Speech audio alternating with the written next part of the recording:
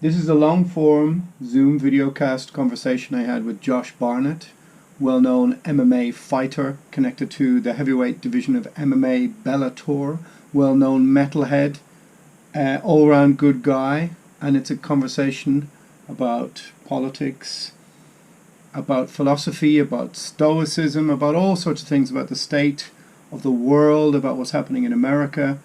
And here it is. To start a podcast, you know. Yeah, exactly. It's like I don't, and then I think a lot of people get the idea that they can just sit down and chat about their ideas, and somehow it's going to be cogent and interesting and something that people want to hear. Let alone that other people are going to want to join in on it. Let's say guests and what have you. And I did do a podcast for a minute with Fox Sports, but the production support wasn't there, and they failed on measures having to do with holding up their end of the bargain. So I put a halt to it. But the difference between, say, episode 1 to episode 6 was night and day, and I've been asked to do podcasts since, but my thought is the juice worth the squeeze? Because I'm gonna put a lot of time and effort into it if I want to, especially when people want me to talk about more maybe specific and deeper type things than just having a razz or talking about fights or something like that. Then research needs to be done, and if you're trying to stay up to date with potential political or current things or what have you, you got to do your homework. Otherwise, you just come off like an idiot. Yeah, I mean, it is unusual. I understand now why most podcasts have like the sort of the straight sounding board or something like this, the straight man or straight woman or whatever somebody talk to, because just talking on your own in an empty room for 45 minutes or an hour off the cuff is pretty difficult. I mean, I found it easier maybe than most because I'm used to doing interviews for years and years. But I do have a kind of maybe like a sheet where I write a couple of words on it, but sometimes I'm completely off topic. But because I'm using GarageBand, I can do it's a bit easier to edit, and because I'm sort of used to using that. But yeah, it's not an easy thing at all. In fact, to just speak off the cuff for 45 minutes or an hour, True, and I think that's why you'll see many of the YouTuber. Uh, I don't know what you would call it, intelligentsia or commenters or what have you. They have the hyper edit style. Yeah. It's who knows how many frickin' takes it is, and things like it seems at times where you see something, you think, well, that should just be one. There shouldn't be any cut in that because you're saying you're still along the same argument, but it'll be just like a hyper cut of how it's all put together. Although it's not necessarily the hypercut style of the 90s MTV, where they would hit you with like a shit ton of data in like 5-second bursts over and over and over and over again. I think it's really, I suppose, just because most people don't have attention spans the same anymore, at least not on YouTube. But having said that, there's plenty of people who will sit and listen to a 1 or 2 or even 3-hour conversation.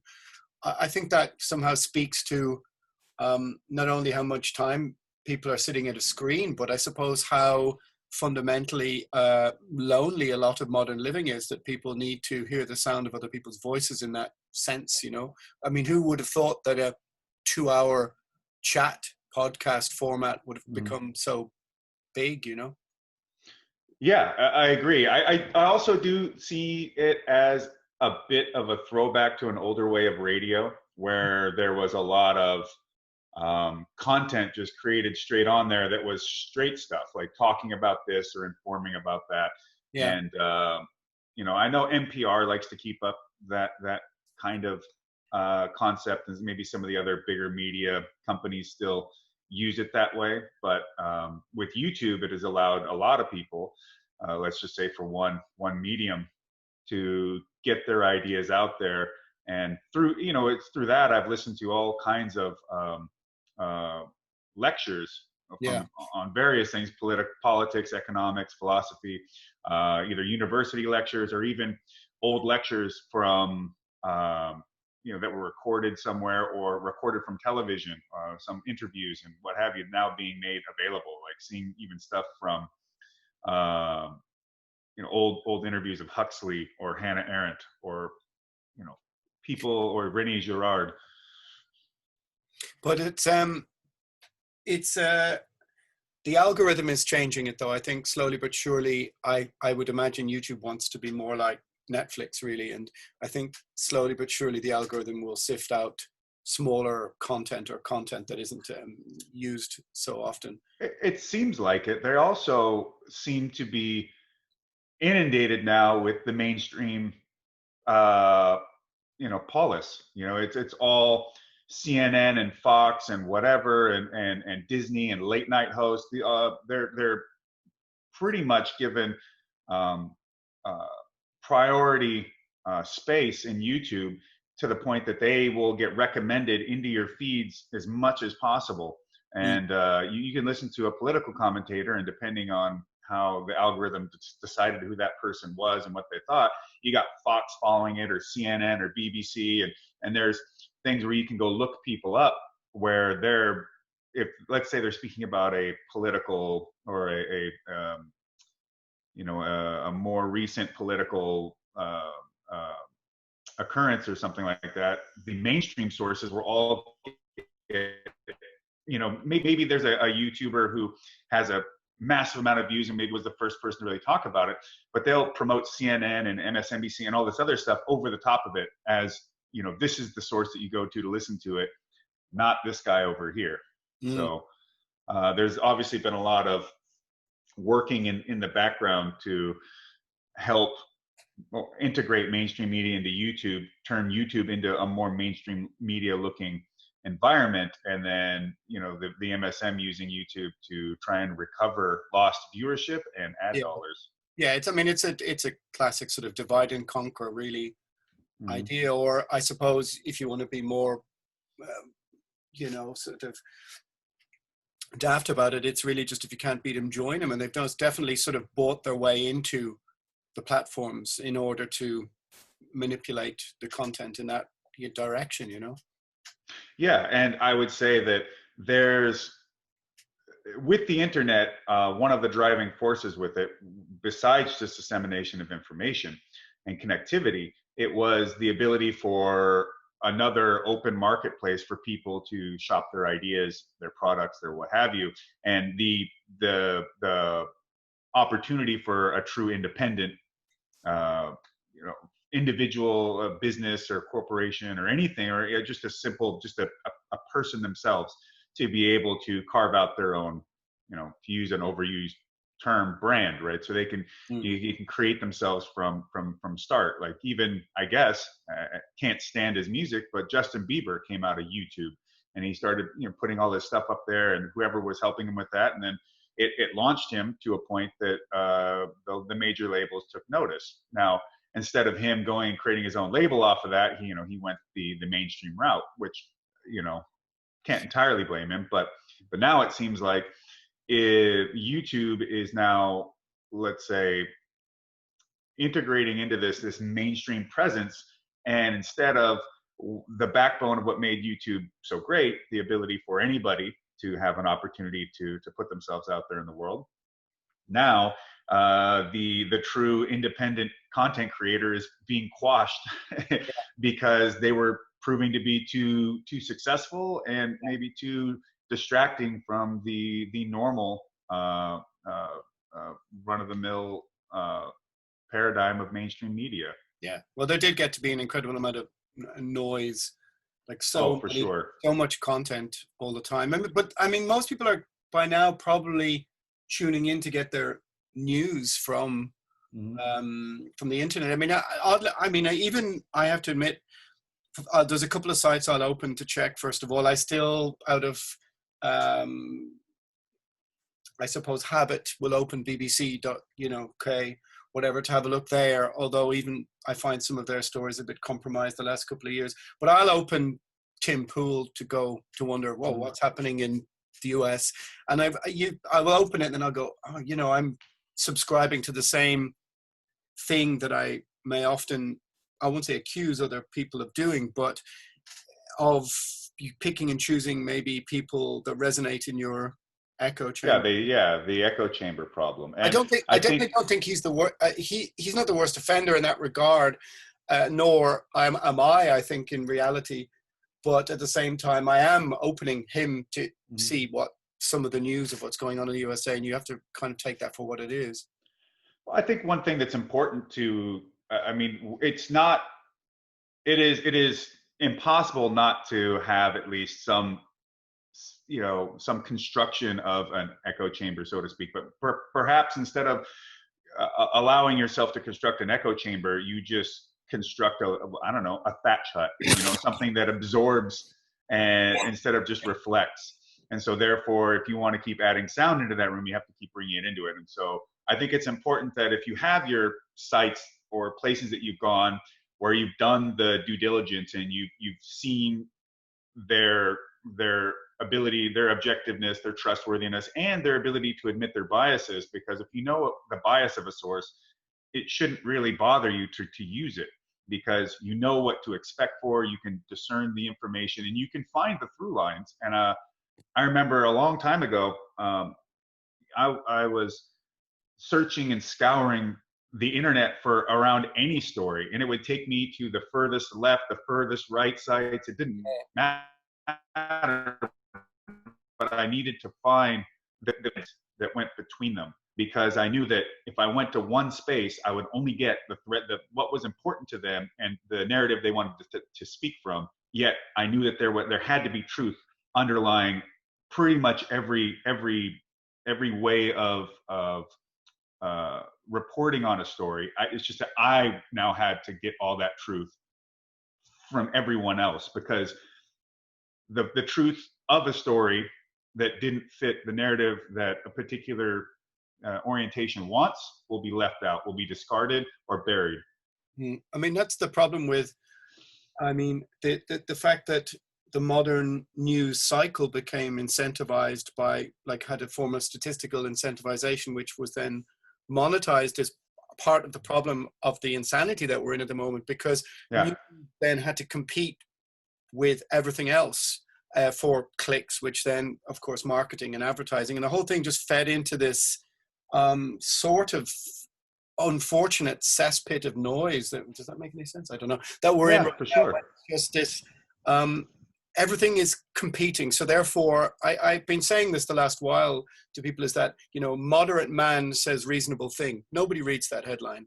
Or, reasonable woman says moderate thing. Whatever. Nobody reads that article, because it just doesn't appeal to our innate desire for sensationalism or for the juicy secret or story that we somehow desire, and that's somewhere in the mid to late 90s when the 24-hour news cycle began, and you began to realize that, we can make the news. The public, or even you can still see it when they go and say, well, what is Twitter talking about? Well, Twitter is, as we know, 5% of the it's such a small percent of the actual voting public are active at any one time. They create the huge noise around a subject. I don't know what I'm talking about, but I'm just thinking that the statistical monetary incentivization of the news cycle is part of the reason why we're in such a terrible state culturally, I think. I agree, and I it's said that question in one sentence, but it's I think it's also a combination of the lack of our aspect of honor culture anymore. So people are so more interested in their narrative worldview, their conceptual worldview, versus a more pragmatic or reality-based worldview, which means that you're going to have to be wrong as much as you could be right, probably more wrong than you are right, and also, most of all, just you don't know, and it's hard to know everything, and it's hard to have an answer for everything. But I see this all as a sort of a multi-layered effect stemming from the death of God, as Nietzsche has declared it, to broader and deeper philosophical and spiritual metaphysical aspects that have now put man in a state where they're trying to create their own new true world theories, and no longer just looking for, heaven or Shangri-La or what have you. But well, I mean, it's all compounded by. I think that part of the problem is that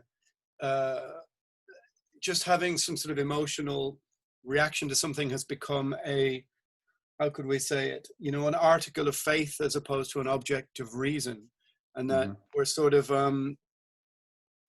we eschew the opinions of experts or people who've studied in the field, and we've sort of decided that every opinion about everything is worth as much as any other opinion, and therefore even those who've studied or who have experience in a particular field, it's why you'll get to see 60-year-old professors debating 15-year-olds on the the nightly news cycle. It's I don't know, it's, to me it's like some form of societal infantilism where we've sort of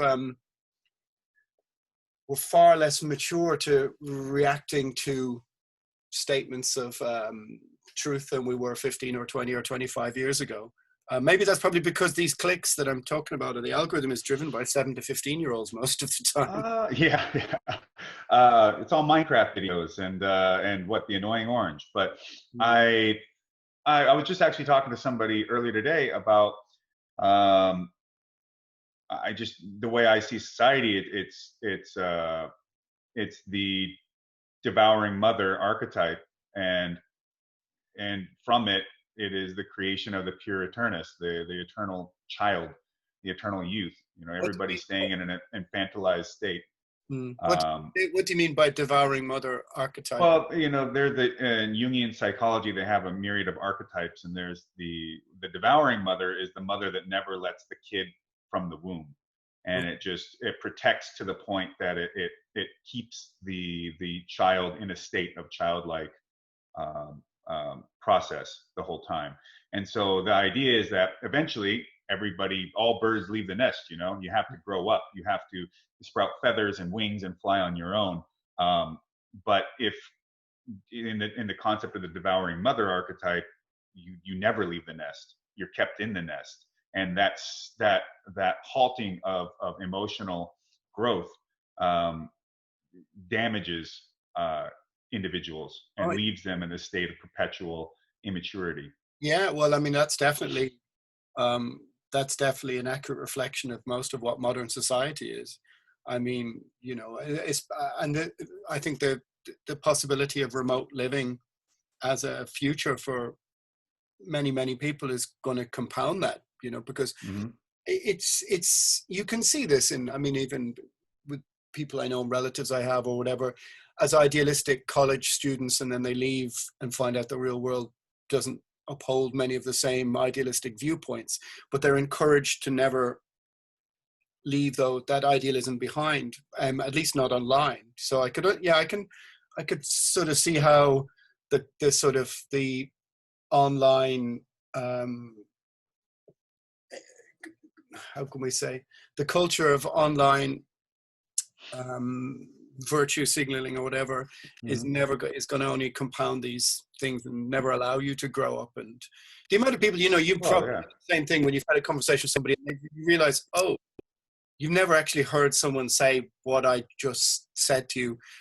Everyone is just divided off into their small groups, Well, and to see, one of the things that's quite distressing to me is one of the things I like to do when I have a conversation or even an argument with somebody is to ask questions. I want you to express your position and why, and give me your support for that. I want to know what it is how you feel and why you feel that way, so that I can more appropriately understand and maybe I'm misinterpreting, or maybe I do fully disagree, but now I need to be able to present a reasonable argument that makes sense from what you're telling me, and maybe through this interchange, I guess, dialectic, now we come to a better understanding of the world and greater, let's say, truth, for lack of a better meaning. but people often, you ask them questions, you go, well, okay, they'll make often a quite outrageous claim, and you go, okay, well, why? Why do you feel that way? I mean, what is it that brought you to this point? And as you start asking these questions, you find that you maybe get one or two questions in, and that's it. There is no more underlayment for that position usually. And now all of a sudden, the lack of being able to sufficiently support or answer, it's not even, I don't even know that it's just the fact that they feel like they could lose an argument. I think it's deeper than that. I feel like now the fact that they didn't know as much as they thought they did, they hadn't worn the suit of this idea long enough and deep enough that now it puts into doubt their own sense making, not just on this, but what else don't they understand? The idea of the unknown, or knowing less than you really thought you did, is probably quite scary to people. It usually encourages defensiveness. Well, I think that like the concept of reaching consensus is something that I think is so lacking from modern society in the debate. And when I see, people screaming at each other from one side or the other, and like, I kind of have a sort of mathematical or probably mildly autistic way of looking at it. But I think if politics is 1 to 9, with 5 being the middle, there are very few. And if we say 1 is the far left and 9 is the far right, on the very extreme of either end, there's very few people who are 9 and 8. There are more people who claim to be 1 and 2s. But what I think has happened is that systematically, this online sort of echo antechamber, whatever you want to call it, has allowed people the ability to destroy the 4, 5, 6s, which is where most people probably will sit. 3, 4, 5, 6. The consensus, and nobody wants to live in a society run by 1 or by 9. And so I think at the moment we're living through some rather strange period where people can claim to be 1, 2, 3 and call 4, 5, 6, 7, 8, 9, if that makes any sense. Well, that kind of reminds me of the idea that I've heard that history is ever moving leftwards. Cthulhu always swims left, I guess, is something that is said by a section of what are they?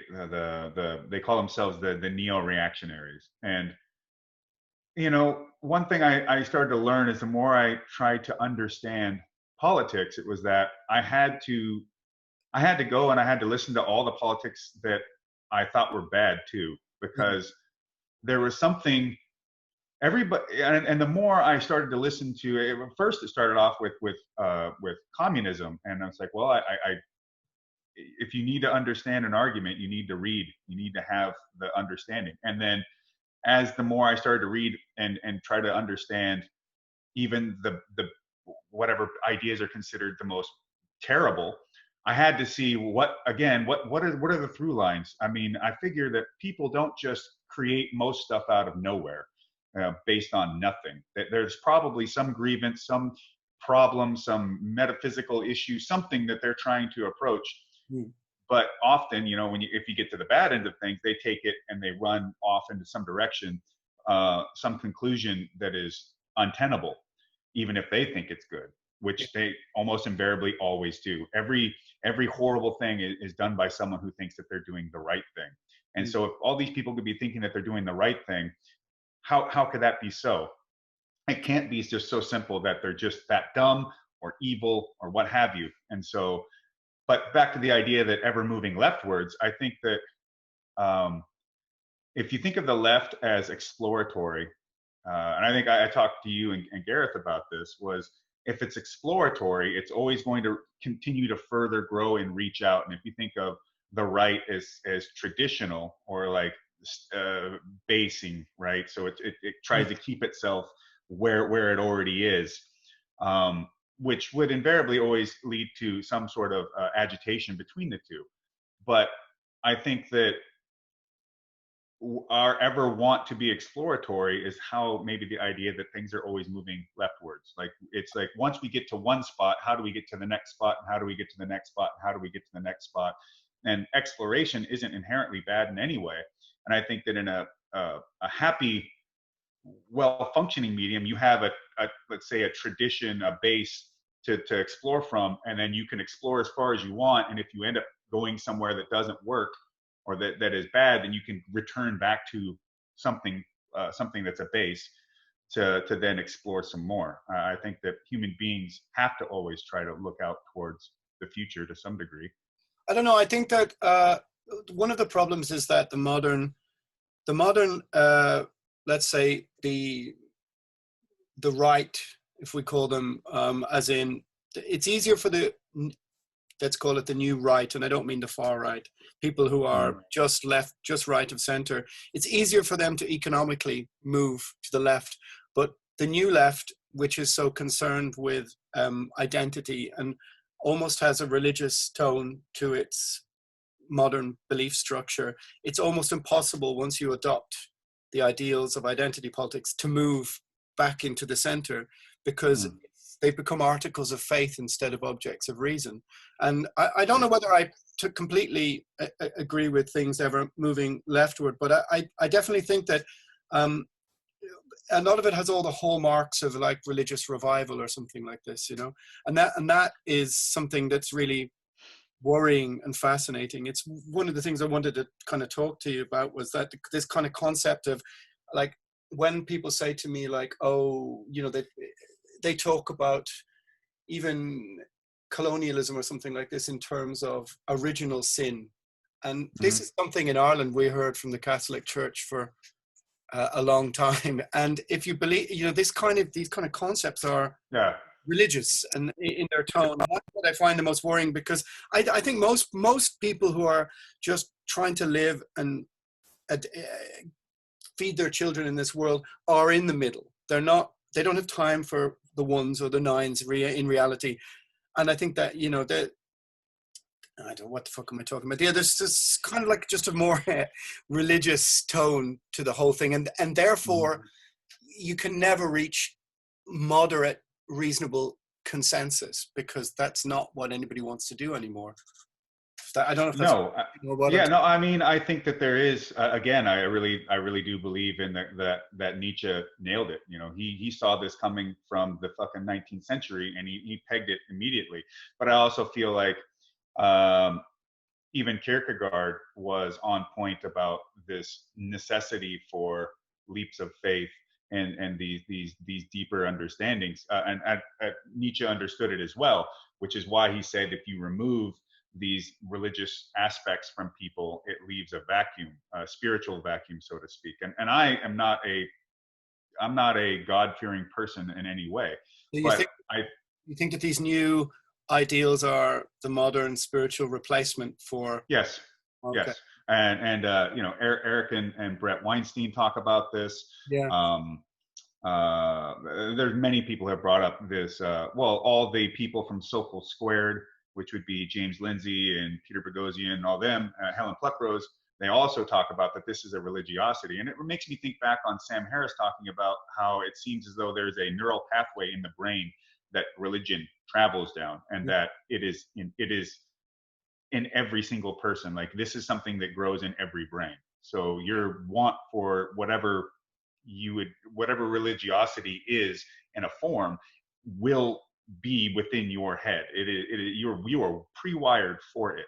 Yeah, I think so. I agree. I think that it's part of our genetic inheritance from our hunter-gatherer past, when we didn't know how to explain lightning, so we gave it a name. A zoomorphic, the name of deity or whatever. Which you know, and I think that's. I've been arguing this with friends of mine who see an awful lot of the things happening in lockdown with the virus as part of some grand conspiracy. And I think that an awful lot of them, it's this search for an overarching narrative that is the inheritance of that part of us that needs to understand.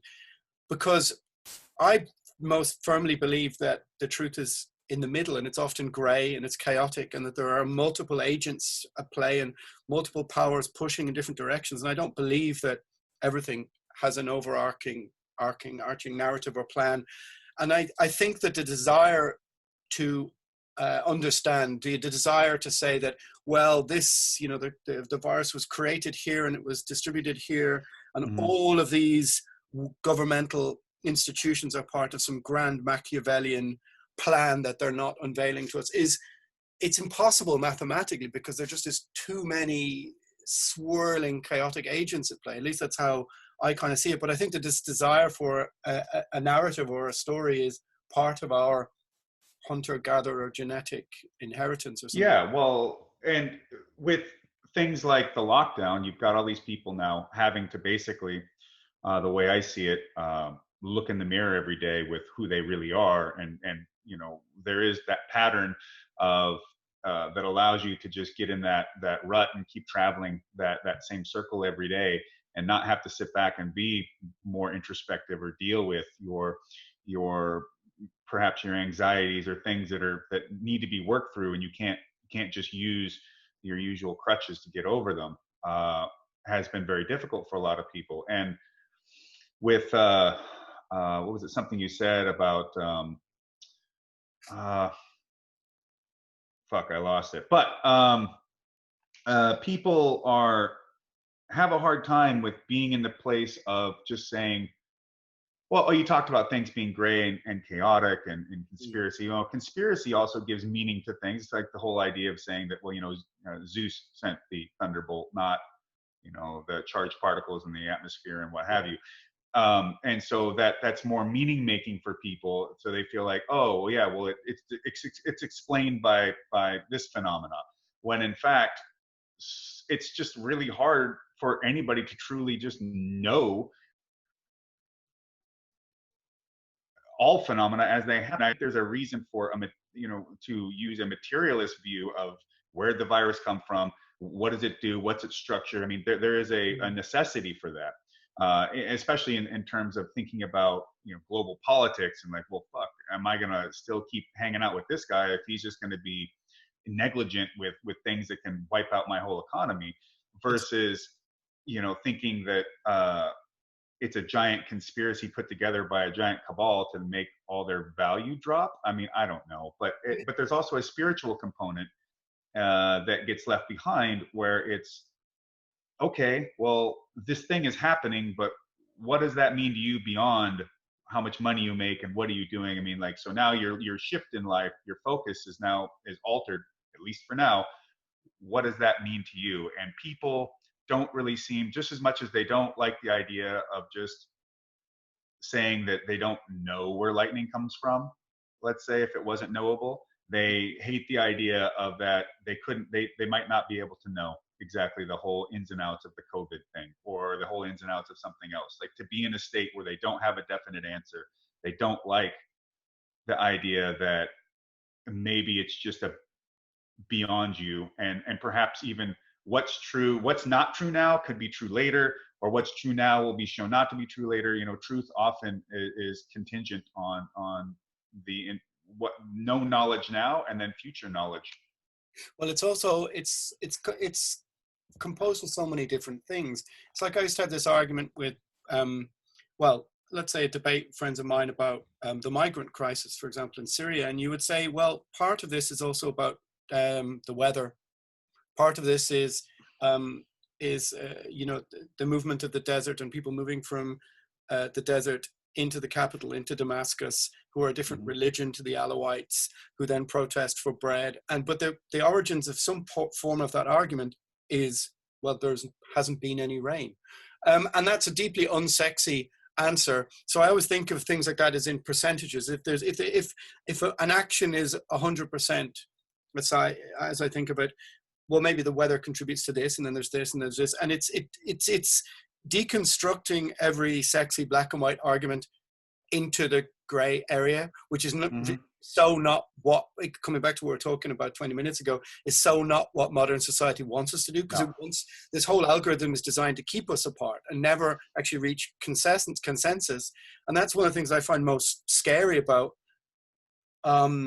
what's happening in the last few months, is that the concept of even just, you know, raising your hand and going, well, hang on, there's a statistic about something like this. Nobody wants to hear any of this. It's just pushing making everything more polarized. And all it's doing is making the platforms through which people are busy shouting at each other richer, you know? Yeah, well, of course. Never never overlook somebody's ability to take advantage of opportunity. If whatever is incentivized, people will do. And so, and it's sad to say that there's a lot of, I shouldn't just say people, because corporations, while made up of people, are not always steered by the by everyone within it, but understandably so.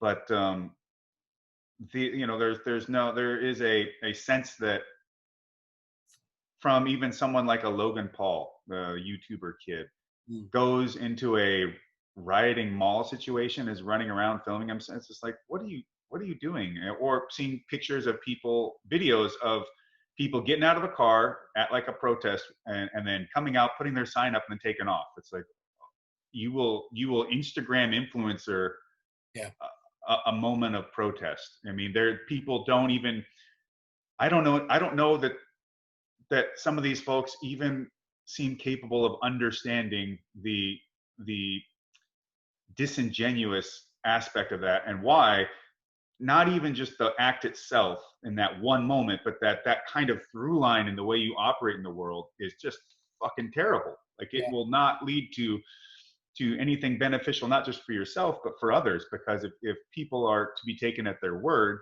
but your word is nearly meaningless, or is able to be elastic towards what you think your end goals are, well then fuck. All you do is you create you destabilize people's ability to orient themselves in the world based on the interaction with their family. But it's all part of the sort of narcissistic amplification of these that social. Yeah, well, it can be commodified. That's the thing. It can be commodified, and it's kind of like it's not a coulda, it's a shoulda. Like, okay, yeah, you can do a lot of things. You can build a product where you deliberately make it so that it fails after a certain point, so that you have to buy more of it. Or you could build a really great one, and while you won't sell as many of them, you put a better product in the world, and you use less resources, and so on and so forth. I mean, it's just, you see it all the time. Everything is a trade-off, and so people willing to trade off in integrity. I mean, I think that it's a ever downward spiral. Well, that's part of that sort of mid 20th century, or post, somewhere between the First and Second World War, the sort of birth of the concept of marketing, and giving people what they desired instead of what they needed. I suppose they weren't going to give you light bulbs that lasted 100 years anymore. That wasn't part of their part of the way. Although I do like that you brought up the idea of original sin from a Catholic position. I think that even I hope this isn't too much of a tangent. Even the concept of original sin is a co-op now, and that is, the original concept of original sin is not the way original sin is being used anymore, right? So the idea of original sin being imperfection, let's say, or the idea that with free will comes the ability to create happiness and joy and pleasure, but also the ability to create mayhem and destruction and suffering in the world, and that you can create that suffering because you are an imperfect individual. You are not a perfect being, and so in reality, you're probably creating your own suffering, and you're creating suffering for other people.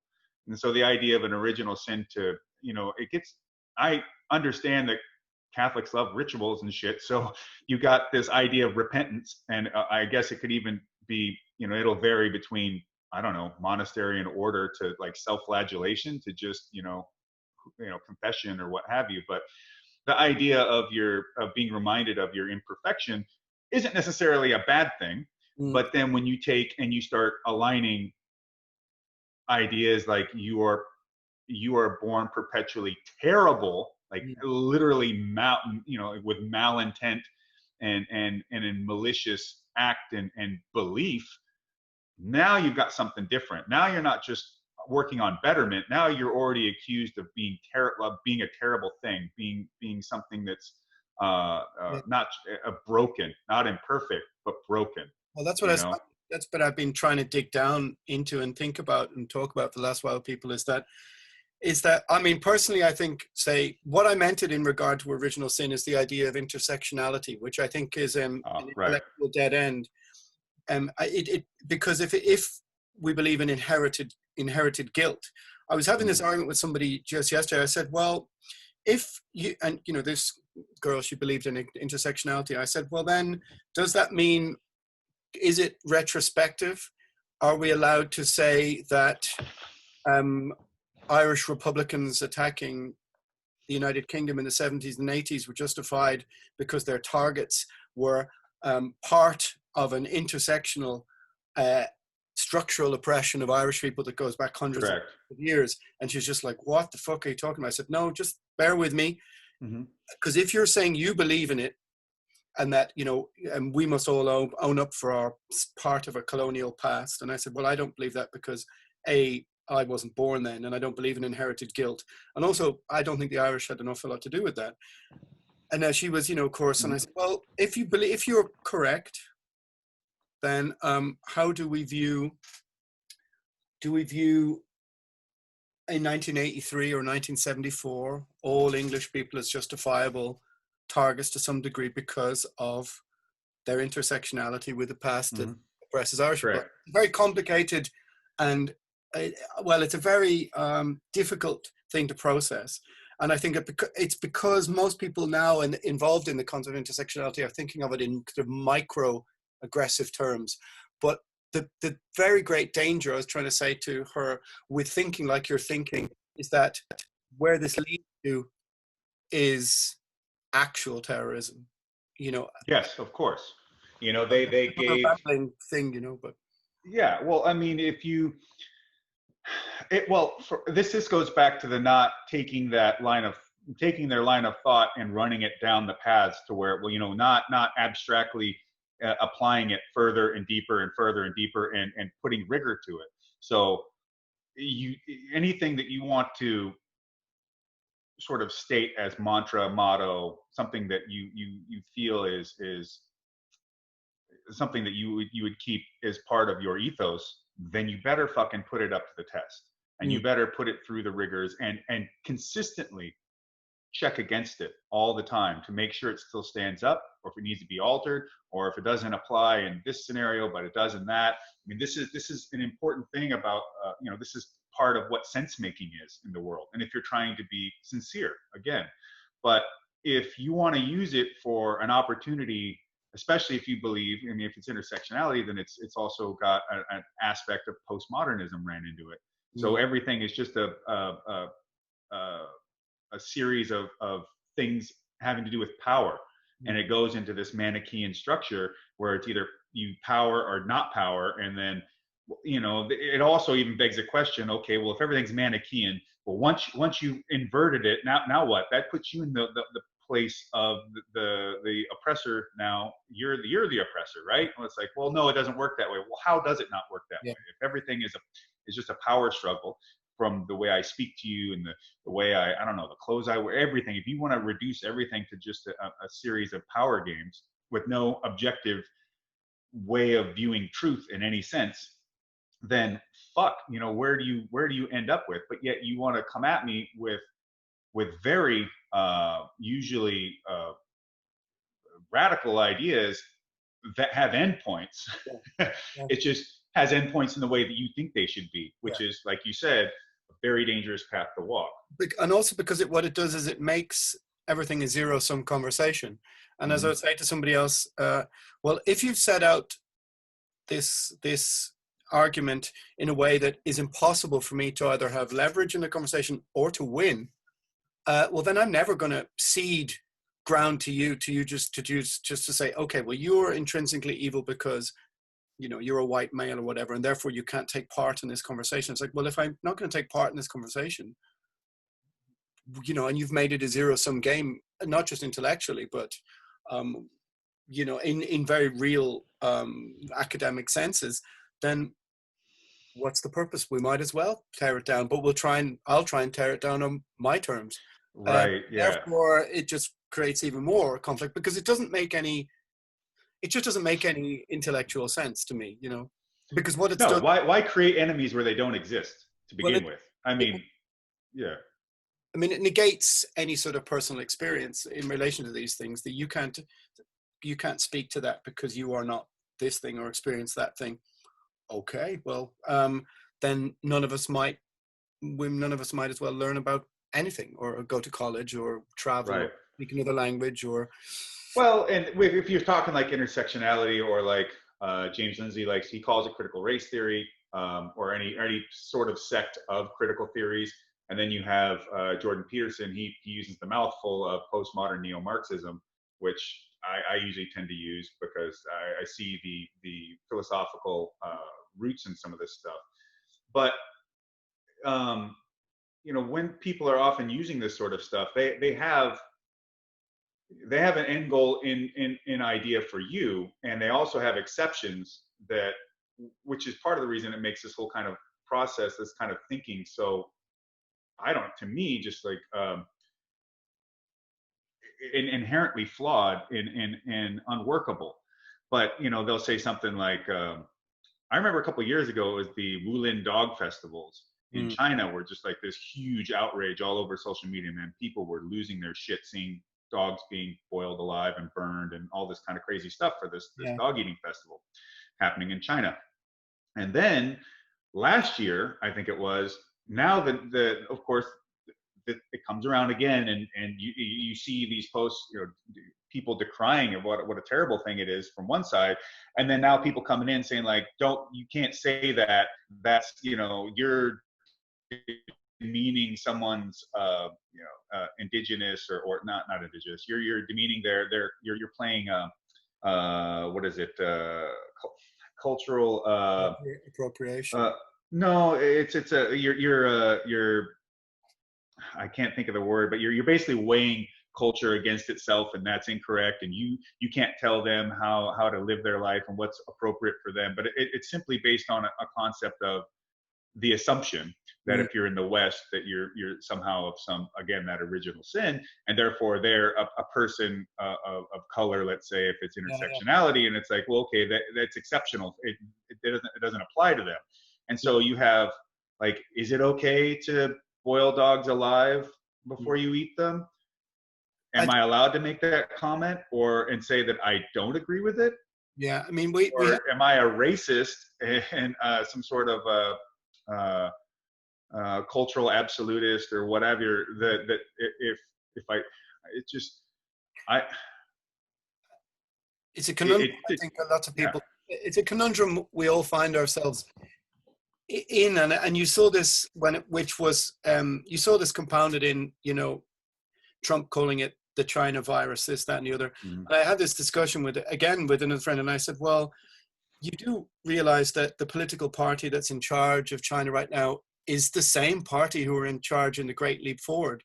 And then it was like, what's the Great Leap Forward? And I went, oh, well, okay. Yeah. 20, 30, whatever it is, 40 million people dead, that maybe that might, color your palate a bit more intellectually, rather than just being worried about. But I get it there, everybody's just trying to win and get the soundbite, and it's just not possible to. People are trying to win. People are trying to win at everything all the time, and win over things that don't need to be won. If you, and you'll know it as someone who's probably seen even more of the world than I have, but being in the world, in the Heideggerian sense, and also just in the literal sense, changes everything. Being in all these different places and seeing all these different people and different cultures and different things, and seeing seeing how people are more alike than they are different, how the spiritual through lines, the cultural through lines, all the kind of stuff, the variance in architecture, the mimicry that also turns into a new aspect.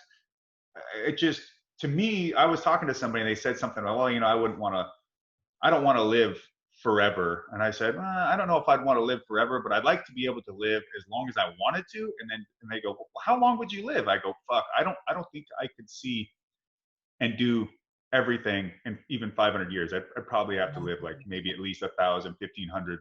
And they're just like, why would you want to do that? And I go, I don't know how anybody with the wonderment and the amazement of the world, wouldn't want to. You know, I know that there's plenty of suffering out here and terrible things that do happen, but there's so much amazing shit that to think that there's no way for you to even scratch the surface of it in an 80-year lifespan. Yeah, it's a little depressing. Yeah, maybe. Well, especially now, since we can't go anywhere. But maybe become a Buddhist and hope for a good deal out of reincarnation. Yeah, perhaps. And you know, everybody being cooped up is definitely playing big into the more more extreme elements of reaction. I mean, yeah, there are political bad actors and that are always looking for an opportunity to turn something from a shout to a blaze. But even still, now people are, you know, I think whether they know it or not, it's an opportunity for them to get outside. Yeah. Right. They can jump outside and they can do something that they find that they think is meaningful. And I mean, you can't find something more motivating than something that someone finds meaningful. Yeah. I mean, I found it fascinating that 2 weeks ago, the same people 2 weeks ago who were screaming at supposed rednecks for wanting to break the lockdown were the first people out on the street to protest this. And it seems like, oh, right, okay, so obviously the potential viral spike of you all gathering as thousands in the city center that might kill more old people Maybe. because of your action. Well, I think statistically you could say. Well, yes. No, I'm saying that, yeah, I mean, we at least know that there is a class of people that is most at risk. Most at risk for it. You know, I have a friend, a Scottish woman whose dad is doing some security stuff for something, and she is a cancer survivor. So she's worried that as a as a chemotherapy patient from previous, she's in that high risk, and so she's got a legitimate concern. Yeah. And you know, and to even barely touch on the fact that stuff about the virus has been politicized so much that when it comes to the most important aspect of data gathering and trying to create useful models and predictions, you know, how the fuck can we get anywhere if you want to politicize it? You know, I don't, you know, Trump as obnoxious and blowhardy and whatever as you bloviates as much as he wants. He says hydroxychloroquine is great, wonderful, it's bigly, fuck, whatever. Then someone comes out and goes, oh no, it kills people. It's actually terrible. Heart problems and all this. And now, just what was it last week? That shit's like, nope. Turns out that study was done on, it was bad science, and it's not capable of making the claims that it did. And I'm like, this just feels like it was all political, just to be like, no, fuck you, you big orange idiot. Yeah. And I'm like, I don't care if he's a big orange idiot. It's not about him. I don't give a fuck about him. I want to know what can I understand, and some of my friends who are way smarter than me, who've been tracking this kind of stuff and trying to make sense of things around the virus. I want them to be able to get this information and know and be able to make better predictive models and have better understandings. You know, it's like, okay, Neil Ferguson in the UK, yeah, you fucked up, man. You used bad science, bad statistics, and you know, if you want to go see him get shredded, go on Nassim Taleb's Twitter feed and watch him just tear that fucker apart. But okay, say you fucked up, say it was bad, or maybe if he knew it in the first place, he never should have done it. But that's another thing. If you think you're going to get notoriety and some sort of power out of it, some sort of advancement in position, then people will just fucking do it. And the thing is, sometimes, especially with the idea of viruses in relation to pandemics, it's bigger than all your politics. It has to be. For sure. It has to be. Yeah. No, there's no doubt about that. I mean, I just found it quite unusual that we had no real historic precedent for quarantining the healthy. I understand that what happened in Italy kind of scared all the governments into lockdown. I understand that. And for 3 or 4 weeks, I think it was reasonable. But I have a bad feeling that in a year's time, this pandemic is going to be remembered on economic terms, not on health terms, because we're in a holding pattern now, I think. And once, like, I think their governments are so worried about reopening society, or basically pulling the bandage off to reveal the wound, that I think we're looking at tens of millions of people unemployed. And that this next 6 to 12 months is going to be an economic free fall, you know? Yeah. And if you think people just being stuck in their home, or just the general spiritual malaise that I see in the modern West, and how, you know, this sickness within in our core, our lack of meaning making and sense making, if you think it's bad when people are still going to their jobs like robots, and they still lack this meaning, they're still in this nihilistic state.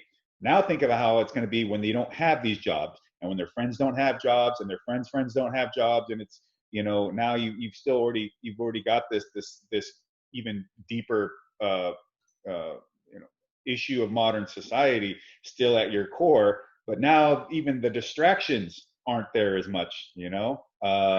Fuck, it's going to really create a lot of turmoil psychically and, you know, materially, when people go out, and if they happen to do any more particular damage to the world around them.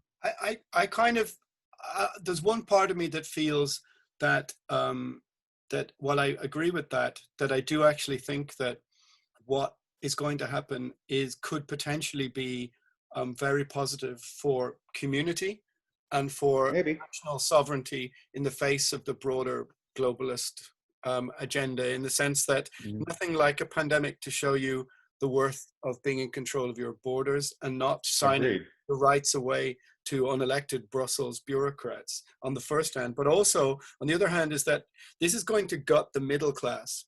It's going to gut and all of the trinkets and toys and decadent indulgences they have been using for the last 10, 20, 25 years. And this is going to create, I think, a new actual working class, like newly working class. And I have a feeling that there's going to be maybe short shrift given to some of the indulgences that people have taken for granted for the last while. I might be completely wrong, but I actually think that there might be some good things in the sense of community that might come out of it, or else we could just descend into civil war. One of community, or we burn each other. We're trying to burn everybody's house down. But when Europe was poorer in the 80s, for example, I mean, it was a more grim time living in the shadow of the Cold War and stuff. But I do get the sense that the sense of community among working class people was stronger, and that definitely they weren't saddled by such huge personal debt, and at least they, maybe it's romantic, I don't know, shared what they had, or at least. And this is going to create a whole new working class, or useless class, whatever you want to, not useless, I don't mean that in a derogatory sense, but we're going to have to try and find a new sense of meaning. And maybe this is the grand leveler that society maybe needed. I don't know. I mean, could be. I mean, I tend to think that, you know, I know everybody's real hot on always quoting Orwell, which I think is relevant in a lot of ways, but I really have seen this as a Huxley. This is Brave New World more than it's 1984, because who needs to put a boot on your neck if they can just keep giving you soma and luxuries? And, you know, why would you bother? Why would you bother fighting back? Because to fight back would be to remove yourself from this level of comfort, and you just wouldn't want to do it. But isn't this the end of that comfort? Because in a sense, maybe that things are going to be. I think that I agree in the sense that I think the West had become very. We always believed that these kind of things always happened on other continents and other countries. Yes. Now we're actually going to be going through a pivotal historical moment of difficulty, you know, of emergency, whatever you want to call it. And now people are going to have to recalibrate the things that are important, maybe. And I don't know if they can, indulge the same things as they did before, because it's just not going to be possible. I don't know. You know, I mean, surely I Yeah, was arguing with my yeah, friends. Oh, I was arguing with my friends who are like, oh, they want, you know, societal control and this, that, and the other. And they want, you know, war between different factions. And I always go, well, surely they actually want a placated, fat, comfortable, yeah. working, well-fed society who just somas their way through life. I don't know if they want agitators and street violence and civil unrest, because No. even the walls of the highest gated community can be scaled, you know. Well, right, and Or even the radical anarcho-communist types. I mean, they want to tear everything down just so they can then make it the way that they want it to be, and then just leave, and then as if somehow when that they're devoid of the pitfalls of being fed soma themselves. They're part of this society, and so we're in denial if we think that any one of us is somehow beyond the softening of our edges mm, through the easier aspect of modernity. And even we overlook what is available even at the lowest levels of our society now compared to where it was, say, 50 years ago. yeah. And it's kind of a like, well, what have you done for me lately idea mentality, or a well, I can do this, but that other person has that. There's a ton of ressentiment, as Nietzsche would say. Not just resentment, but this deep, destructive envy to the point of resentment, ressentiment, where you cannot ever find a fulfilling aspect of anything you get, because you'll always be resentful that there isn't that there could be something more, or somebody could have something that you don't, or it's I guess it's mimetic desire gone mad, you Mm, know. But yeah, I mean, through calamity, humans change, mm, right? So through all of this, I mean, it's been good to see people reaching out to one another more, conversing more. I know I personally have tried to be, well, because I'm not running around all goddamn day long trying to take care of a million things. I'm talking to people and reaching out and spending more time, mm, trying to check in on people. And I think that's a necessity. This ability for us to isolate ourselves off and then just yell at apps for services all the time, where even though they're being prepared and delivered by people, they're just we don't see them as people anymore. The mailman is not somebody that is a person who comes around and is doing a job just like everybody else is doing a job. No, they're just a service that shows up. Your healthcare is just, I want to be fixed now, do it for me as cheap as possible. Okay, great, go away. I don't ever want to talk to you again. I don't want to have to see you until it's like, well, that's a person too. mm, So, I mean, at the very least, try to reconnect at least with the fact of we're all tribe and community of a sort. I remember at the lowest points of my life as far as finances and being a professional athlete, in a very dangerous sport, being a fighter, my healthcare was having personal relationships with doctors and letting me pay them directly and mm, working it out and having just that relationships. We're built on relationships, and people don't want relationships, they just want satisfaction, they yeah. want service delivered. And you can't keep that up, and eventually, as we see, it starts to deteriorate at your core, or your spiritual core. And I keep using the word spiritual because I can't figure out a better way to describe that thing, that miasma, that kind of that element, the soul, whatever, that we can't materially define. Yeah. It just, I could hear someone else sing Lane with the Wolf, but it doesn't mean it's not going to have the same soul as the way you sing it, which isn't necessarily to say it's going to be worse or better or anything, but it can't have the same, it wasn't sung from you. And even then, if you sing it tomorrow and then you sing it on Saturday and then you sing it 2 years from now, it's still going to have different elements of whatever your soul is going through at the moment that Mm. wasn't when you wrote it. And who knows, right? And we are a ever slightly, a morphing being. Yeah, I mean, there's definitely a lot. I do agree that there's a definite spiritual malaise a sort of soul sadness, a sort of soul sickness in the in Western society, that at least it's lost any belief in any of its core tenets, any of the ideas of the Enlightenment, or the even any belief in itself as a concept. It just definitely seems to be spiritually redundant, and it's been replaced with, I think, an examined hypersexuality that that is unhealthy, and I think it's been replaced by decadence and materialism, and and oddly enough, well, not oddly enough at all, but it's lots of the lyrics and songs and that kind of thing have tried to deal with this, getting a handle on the sort of malaise, but there's no doubt that there's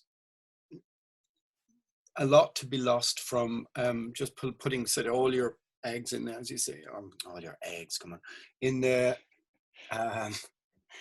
in this form of, I'm not going to say degeneracy, but this kind of just selfish, narcissistic. Well, yeah, it is very much selfish and narcissistic. What it is, it's like we threw out all the good aspects. What we hear about now is, oh, how racist our ancestors were, or my grandparents this, any other that, and you go, well, actually, there was some great things. They weren't, but there was some great things from the 50s and the 60s or whatever that we've just thrown away. Which are things like sense of community and that kind of stuff. Yeah, you can't just damn everything and every aspect. I mean, it's just like, I could sit around and hate, I don't know, I hate communism, right? But what good is that if I don't understand it, and also don't even bother to look to see, like, well, what's their grievance? I bet you they have a grievance that other people have the same grievance. And I look at, and maybe the way that they see how that prescription to that, okay, I don't agree, but the fact that they see the grievance, Marx taking a look at the meaning being placed on things more than on other more valuable aspects, sure, but it doesn't just take him to see that. I mean, many philosophers have said it, and and you can use decadence and what have you, but I think we could simplify it down to it's, instead of meaning, it's dopamine, it's serotonin, it's the chemical receptors that give you that hit of good feelings and good vibes, what have you. But instead of, things that are really meaningful aren't always fun. No. Right. And I know it's weird for people to think, like, why do you like fighting? And I try to explain it to people, and at least to one of the simplest things I can say is, like, it is the most meaningful thing I can do. Yeah. And it brings me closest to meaning as a human. And they're like, I don't see how that could be. This guy's trying to kill you. And I just go, well, I think on the edges there between life and death is where you find true living. It's the idea of building your homes on the side of Mount Vesuvius. Yeah. Fucking, if eternal recurrence is a true thing, then I want to be able to go through my life over and over and over again. I want to be happy when I'm pushing the boulder up the hill of Sisyphus. Yeah. I don't, and that's, I know it's easy to say and really hard to do. And it's taken me a whole lifetime to even realize why I liked fighting so much at all. Like, just the whole act of it. Why did it even resonate to me? Wasn't just about causing harm to others or fighting for your life or what, I had to peel it apart to try and understand it, because if this was going to be such a big thing to me, I needed to know that. And I think this is things that are just very difficult for people to do, and whatever circumstances in my case allowed me to explore it in a way that was healthy enough to get to this point. Yeah. But I think I was starting to get on a sidetrack. One of the extensions of this is that I think one of the bigger overall things that isn't being talked about is, with the current protests and things in America, there's the talk of racism, but I think there's something that people aren't tapping into, and that is And you talked about the lack of faith in the West as an idea and other spiritual elements. That lack of faith is extended onto the state apparatus now, Mm. because and normally how things used to be, to my understanding, is that the police were more an extension of the citizenry that worked under the state apparatus. Yeah. Obviously, we proxy out our violence in a rule of law society, but the police and the citizenry have grown into a great chasm, and Yeah. people see the police as the most direct involvement with the state that they ever have. The police write you tickets and arrest you and do this and do that and make you aware of the state apparatus. Why do you think it is? Why do you think that relationship has deteriorated so badly? Is it a homeland security issue, or a post-Iraq hangover, or something like this? Why? When did the police become adversaries to the public, as opposed to they being there to help them? I've often asked. I don't know. I think that it's been a patchwork thing where in the major cities, I think that maybe as far as the points in maybe the 50s and 60s, especially during the civil rights era in America, that the police became more known as seen as a state apparatus and an expression of the state on the people than being about the securing of life, liberty, and happiness and enforcement of rule of law. But that necessarily wouldn't, I don't think in the 60s, that wouldn't necessarily be in Montana or, maybe Redding, California, someplace up north. It would vary from place to place. And always, of course, the major metropolitan areas are always going to have more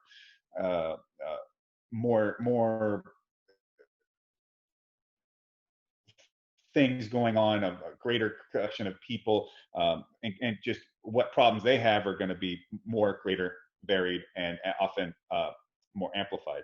And so, you get the protest in a major metropolitan area, you get more people, more stuff, more opportunity for bad actors to join in to try and devolve a crowd into a frenzy instead of a protest. I mean, which people, I don't think they, it's again back to Nietzsche.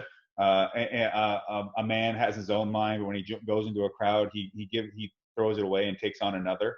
Or the idea that madness in an individual is rare, but in crowds it is common. And then even reading stuff from Edward Bernays, who is, as we talked about advertising, he's really famous for group psychology and how that relays into using the subconscious needs and wants of people to tell them what they need or what they want instead of what they need, or even changing what they think they need. And so it doesn't really take a whole lot. No.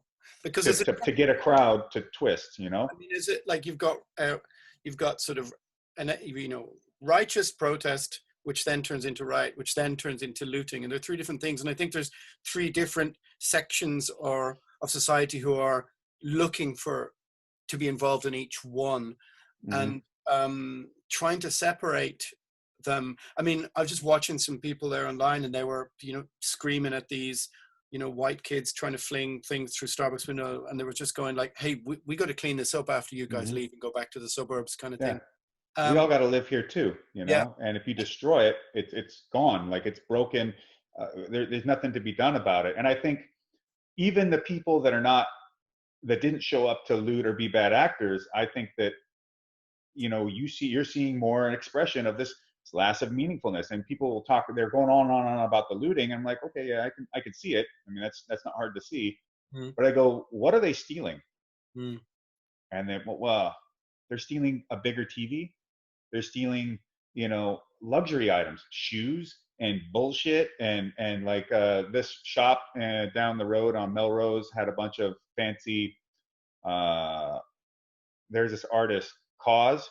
He has like these, I don't know, figurine things. And there was a bunch of these ones in there. People were going in there and stealing a bunch of those, broke open the thing. And I'm just like, what is that? I mean, what does that really give you? I mean, and in one sense, I would think, okay, maybe if you saw an organized group of people hit a place, steal things very specifically because they're going to fence them, right? They're thinking, okay, it's not just I'm on the come up, right? I just got a new who gives a shit bullshit piece of material item that really isn't going to do much for you in life, versus, okay, we're deliberately going to make money off of this. We're going to be opportunists for a bigger picture, a grander scheme idea. Okay, well, I'm not into people stealing anything, but does it just that, you mean you can understand that?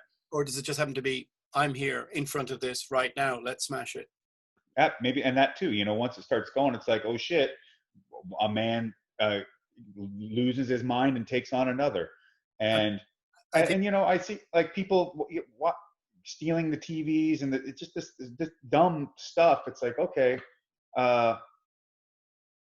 did you really need a bigger TV? How did that really make your life better? I mean, wanting, it doesn't really, to me, it's just an extension of this looking to fill things with things instead of meaning. And, and all these people know that there is a problem with their state apparatus and accountability. And the police is the most direct thing they can interact with here, and the thing that directly interacts with them the most. But deep in their hearts, they know that their city councilmen, their fucking senators and representatives and all this, they can do shit, and they're not held to the same standards that we are when we get parking infractions, or God forbid, you accuse me of trying to spend a counterfeit $20 bill, and you and your buddies, plant me in the ground to the point that I die.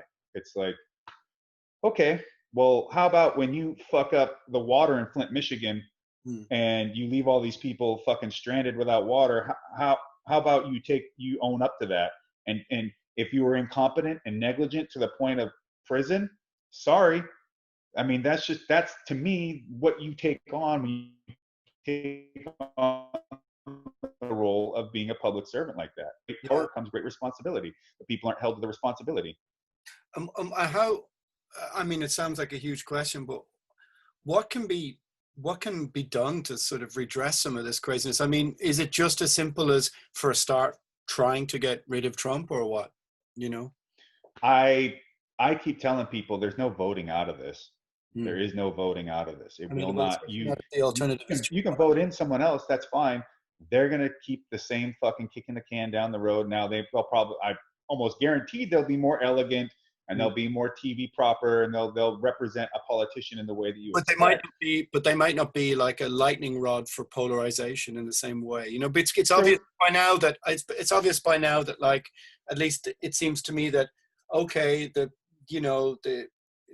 fuck you that he represented, fair enough, but like, by now I can see with things unraveling that if you obviously elect a clown, expect a circus, as the t-shirt slogan says.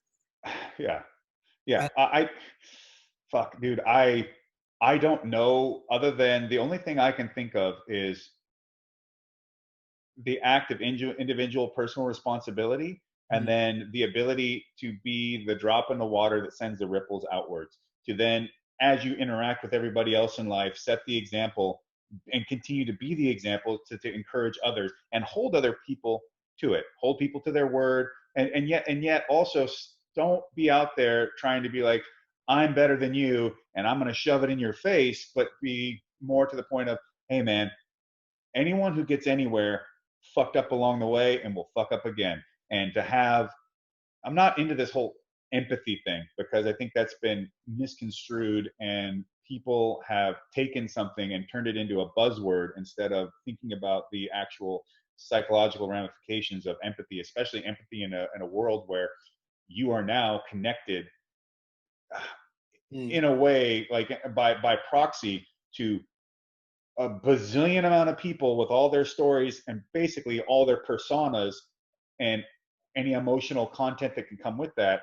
You start taking all that on in an actual empathetic sense, you'll go fucking nuts. And I think you're seeing that, especially with social media. But I think a better word is altruism, in that you actually act upon it, as opposed to, an emotional state. I think it would be more, give people more providence or more mobility if there was altruistic action, as opposed to empathetic action. So I not really, I kind of agree with you. I think the word is overused and a little bit empty, because it's just really an ideal. It doesn't really enact much change. You know, you don't really get I read an equity. interesting book on it called Against Empathy, and it's by the psychologist, and he's not saying that empathy is a bad thing or you shouldn't have it or use it, but he just starts defining the difference between like different types of, like, there's a couple different types of empathy and rational sympathy, and how these processes work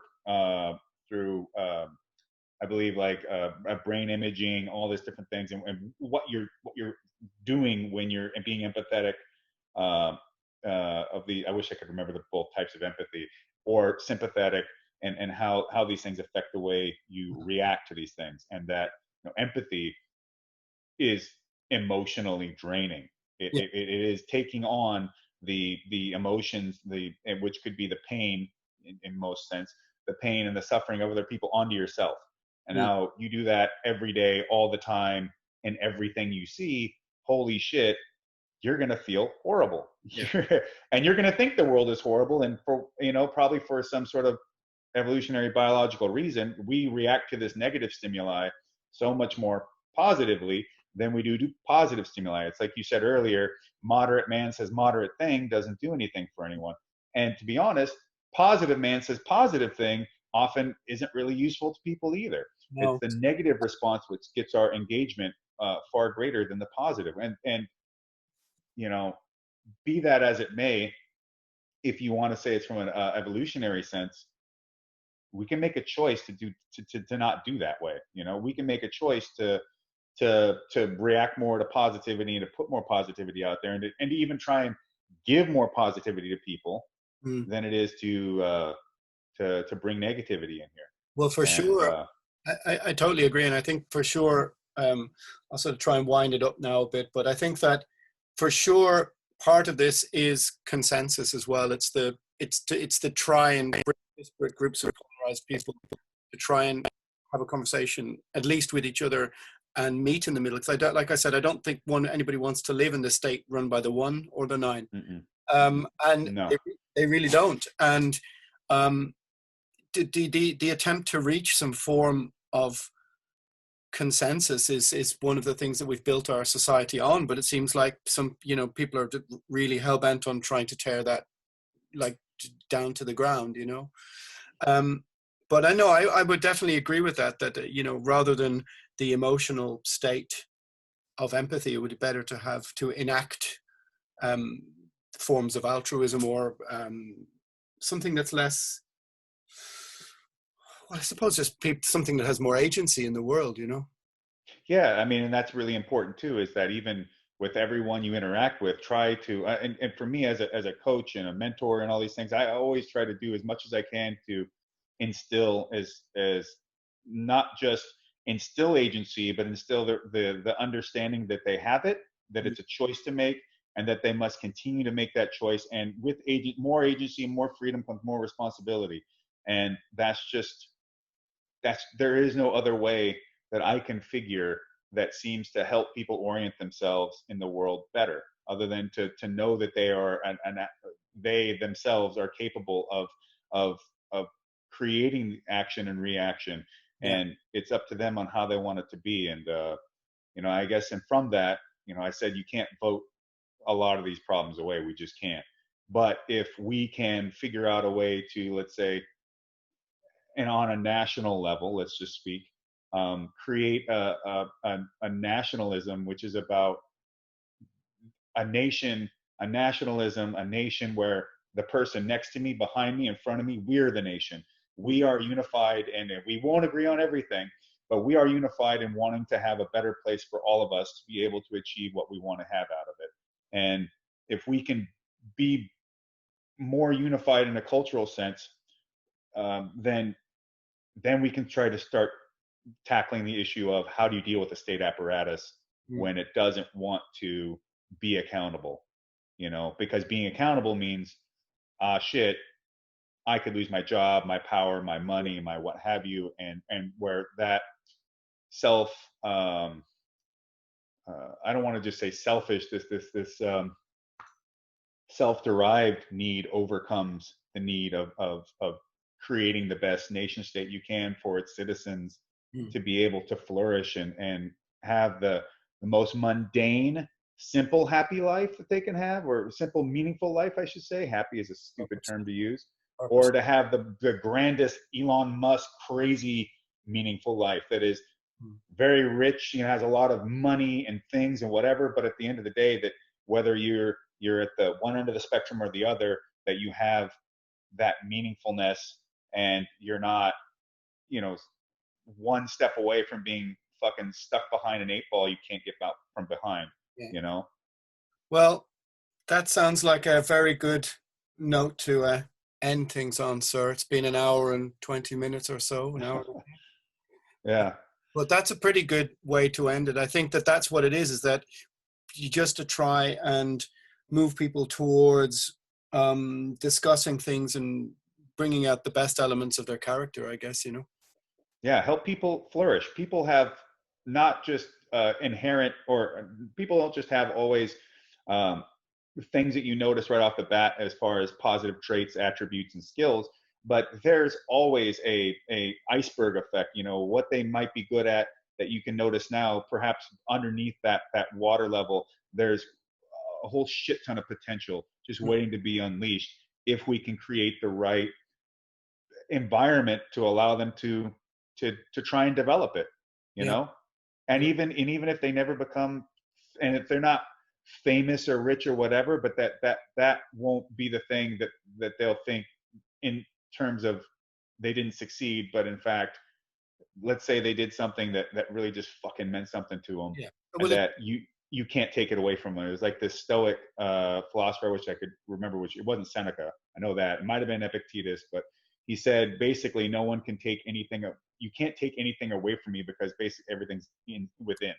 You can steal my things, you can kill my body, you can do whatever, but you can never destroy my meaning, the things that matter most to me, because they're a part of my person. Well, I think that's a rather good Stoic way to end the conversation, sir.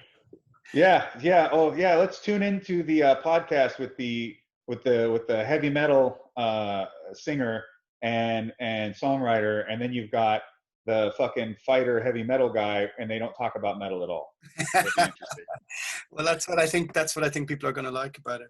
Listen, it's been a total pleasure, sir, again, as always, and I'll let you know when it's gonna go, what's it gonna do. But I can only just hope things somehow.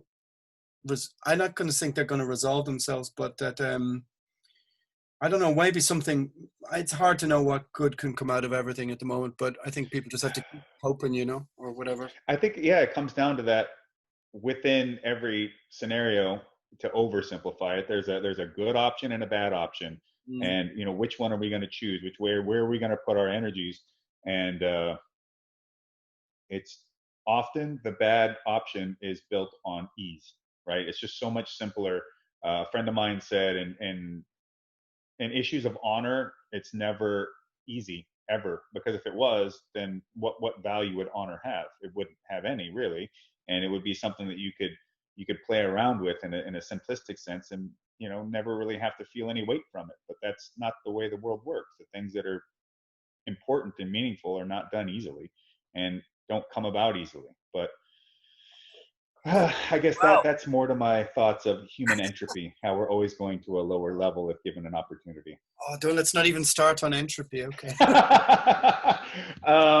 But I'm really hoping when all this fucking coof is done that I can get my ass out to Dublin again, see more of the country. I've been going back through my ancestral records and got quite a few relatives out in like Cork and some other counties out there that they derive from. So maybe I could track some of them down.